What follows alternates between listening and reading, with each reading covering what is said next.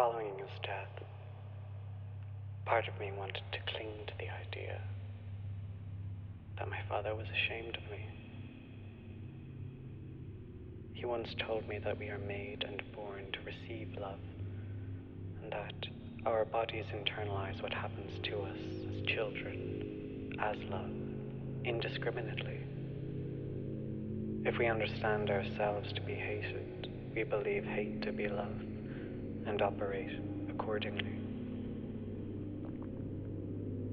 So when you told me as a young child that to be a faggot was unnatural, that I was a boy who thought himself to be a girl, that it could and should be healed by the love of God, my body navigated its sexuality's development on this basis, through self-destruction, carving out numerous self-fulfilling prophecies, pathologizing my very will to love.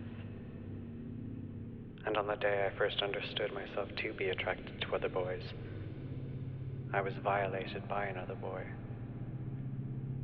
Being infiltrated in this manner poisoned me further, forever changing the architecture of the brain. My theoretical pussy retreated into my head, salted, scorched psychic earth.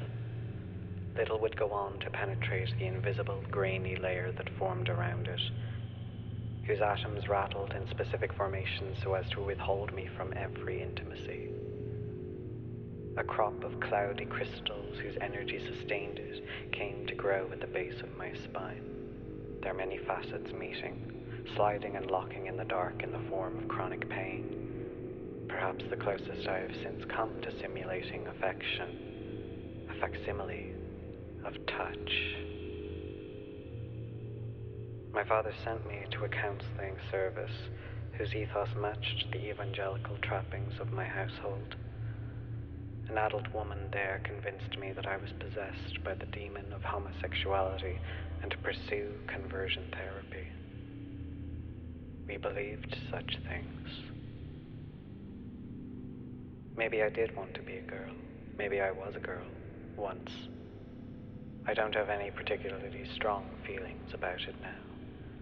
Life and men parsed out any kink of resolve to be oneself. What the fuck does that mean? To be oneself when one can only ever be what they are. Perhaps all who or what one considers oneself to be in the face of the world is just potential energy, irrevocably being and perpetually becoming in daydream.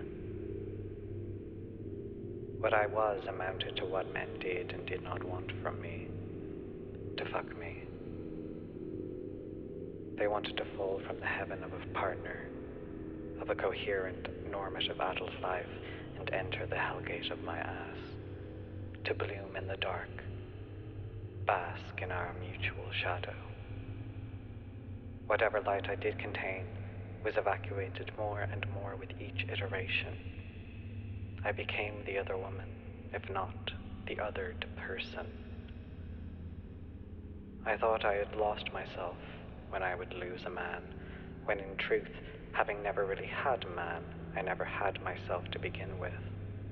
It was the dull, familiar spur of having been left again. It struck with the force of breath onto air, the realization of the rate at which one is abandoned in life, not just by people, but by moments, emotions, sensations, the states of one's experience. It was also one learned with startling resignation that memories are and grow ever more so with the passage of time, how things are truly experienced. They never stay the same for long, for in the remembering they are further embellished by desire, by bias, by resentment, and before long they stand as something new, an actively inhabited approximation, a parody of one's life. And that, I supposed, was reincarnation. But instead what was gradually eroded was my capacity to one day have a self. Eventually, I realized that identity was reliant on recognition, an unspoken act of definition on the part of others that I wanted no more part of. I didn't want a narrative, or a past from which to prospect a future, a perpetual neurological fiction inspired by reality. So I took my so-called self and crushed its head beneath my heel, declaring myself not a person, but rather a sentient confluence of forces. All the ways in which men had and would go on to wrong and infiltrate my body were proof that what my father believed was true. Maybe on some level, I just didn't want to disappoint him. I wanted him to be right.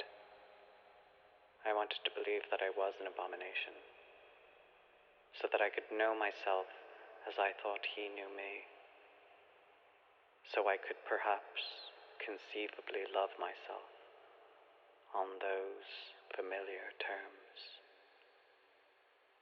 I felt the walls I had built take on a scaling life of their own, and behind them, this faggot, lost in thought, danced